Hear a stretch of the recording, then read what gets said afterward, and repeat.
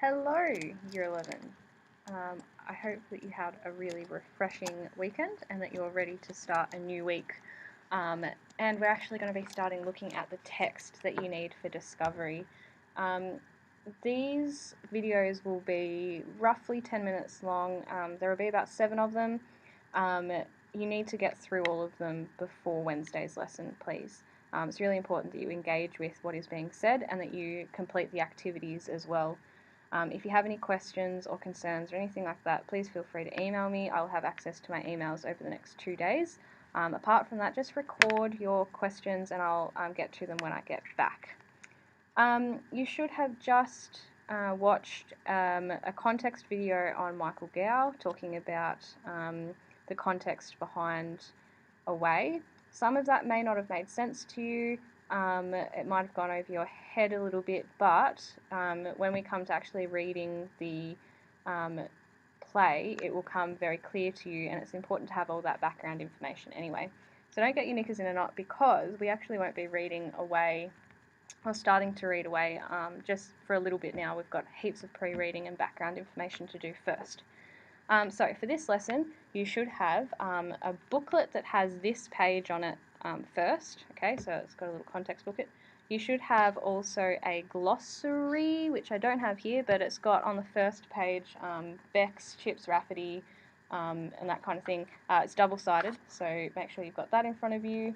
You need to have your workbook, a pen, and most importantly, could you please have the rubric in front of you? So either the rubric mind map or the rubric from the syllabus document. It's really important that you keep that in the back of your mind always. So always linking it back to what kind of discovery is it, how is it meaningful, how can we experience it, etc., etc. So always keep that rubric terminology in the back of your mind and link it to what we're reading. Okay, we might make a start. So you've just watched the video on Michael Gow. And his context and where he's coming from in terms of writing the play and the choices that he made and that kind of thing. That's really important, but there are 3 different types of context that we need to consider. And we've done this in our study of belonging, where we had the 3 different types of belonging. We need to consider the context of the time. Okay, we needed to consider the context of S.E. Hinton, the author, and we also needed to consider the context of ourselves. So there are always three contexts to consider with any text. Sometimes they may consider, sometimes they may coincide, but when there is difference, this affects meaning, as an audience today cannot approach a text written in 1986 with the same understanding as an audience at that time. Everything we read, we see from the perspective of the context we live in and that we have lived in. So we need to consider what the context of the play is. When is the play set? Where is it set? What was happening there and then, and what attitudes and values are understood by the characters. Okay, so what is actually happening inside of the play as a world? Then we need to consider the context of the author. When and where was the play written? What was happening in that place then? If the context of the author and the text are different, then why has the author chosen another time or place? And then we need to also consider our own context. So when is the play being seen or read? What knowledge does the audience or reader bring to the play, and under what circumstances is the play being responded to? So we need to keep in mind the way that we respond to a text.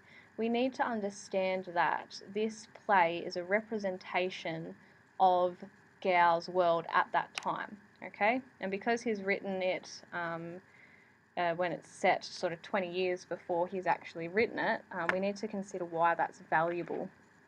Okay, if you could go to the next page in your booklet, which looks like this one, we need to have a look at the structure. Could you take some time now, just pause this video and read that.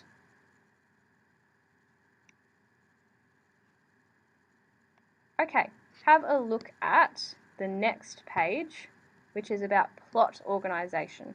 I'll read this for you. The plot centres on 3 holidays.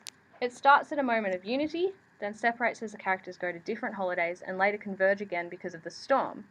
The penultimate scene of simultaneous mimed actions shows the parallel plots coming together as each pair of characters occupies different parts of the stage.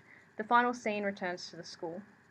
There are 2 types of plot structure in this play: parallel plots and a circular plot returning to the school and play reading.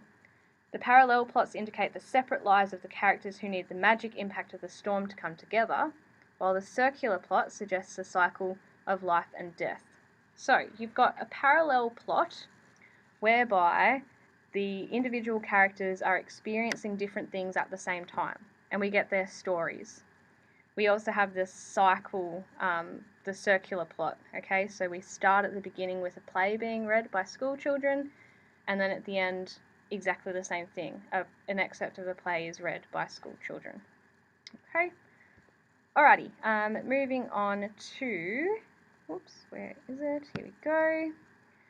We need to now look at the language used. Now, a play is a really different text to, say, a movie or a book or a poem, and you need to be using the techniques relevant to the play. So you need to be looking at stage directions, dialogue, you need to be looking at intertextuality, you need to be looking at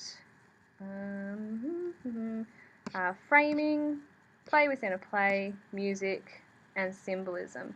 Could you pause the video now, please, and read through those sheets?